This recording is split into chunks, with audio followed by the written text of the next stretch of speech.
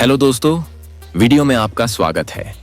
भारत के अपने 5वीं पीढ़ी के लड़ाकू विमान एमका को आने में अभी काफी समय है, इसलिए भारत को एक 5वीं पीढ़ी के लड़ाकू विमान को खरीदना पड़ेगा। रूस के सुखोई ने अब इसमें अपनी मजबूत दावेदारी पेश कर दी है।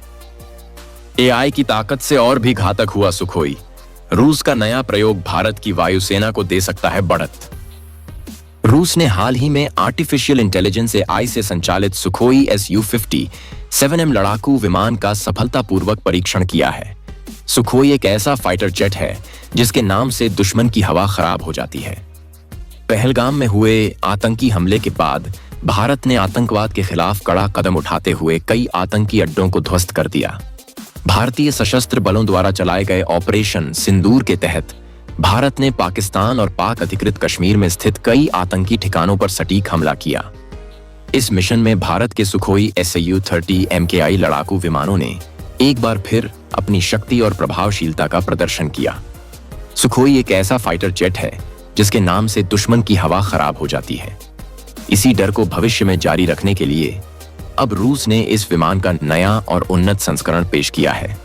रूस ने हाल ही में सुखोई Su-57M फाइटर जेट का आर्टिफिशियल इंटेलिजेंस आधारित वेरिएंट का सफलतापूर्वक परीक्षण किया है।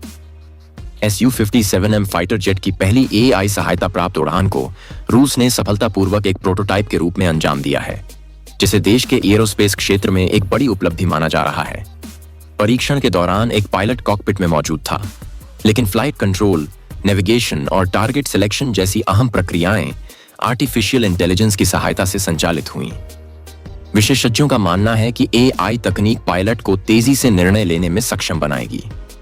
साथ ही यह न केवल पायलट के मानसिक दबाव को कम करेगी, बल्कि उच्च जोखिम वाली स्थितियों में बेहतर फैसले लेने में भी सहायक सिद्ध हो सकती है।